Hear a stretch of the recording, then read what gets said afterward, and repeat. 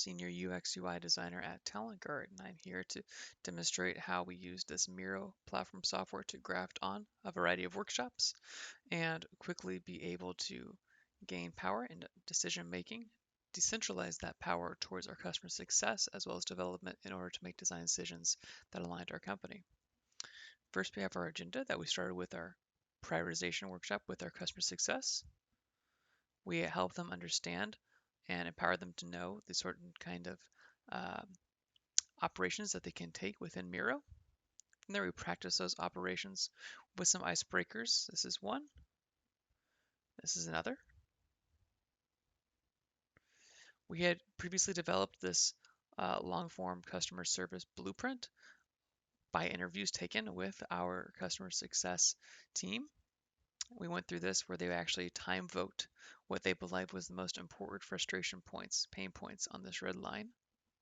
From there, we took the most voted themes of pain points and put them on this Kanban board. All of these columns were previously in the all section, where they all were able to then drag them over together to understand what was most important to them. From there, we took what was in the most important column the following day and started with development. We have 2 agenda days here. It actually broke into 3 because it was kind of hard. We understood that some of the activities took longer later on. Again, we helped them attenuate to the software. So we first brought them in and showed them the primary operations they could do within Miro. And we tailored some of the memes to them because everyone wants to feel included and know the space is theirs. Again, we brought them through. We had mapped out as the service blueprint for this employee experience that we were prioritizing pain points on. And then we explained to them why we believe that the customer success team had organized the pain points in this way. From there, we started the generative portion of this with our development.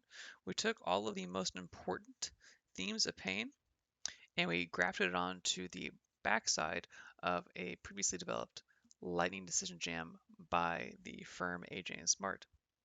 We first ideated based upon how might we's to like the sprint book.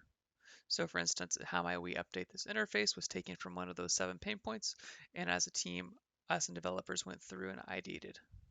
From there, we prioritized those solutions, where we're able to start putting the red dots everywhere to understand which solution we believe best suited those how might we statements. Interesting, we also saw generative marks from our developers, dragging these lines to connect ideas as well as even sanctioning off groups of ideas. We then deviated from this template by the AJ and Smart by having a predicting risk, where we would then go by, take the highest voted solutions under each of these, shown in orange, and try to understand all the risks involved and generate risks as effort towards those potential solutions without even having a prototype in place. Finally, we would execute what was on. We took those solutions and we placed them on effort impact chart to understand what would be easiest to do when, and to then effectively plan out how we would want to implement those intentions. To do that, we ended with actionable steps,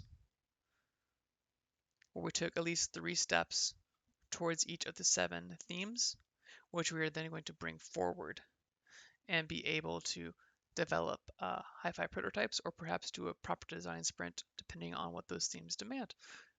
Showing that we can carry through prioritization uh, of impact from our customer success team who have client empathy, along with what effort and risks might be involved with development, being able to wrap it up and carry that alignment and design intent through to our organization. Thank you for listening. I hope you have a great day.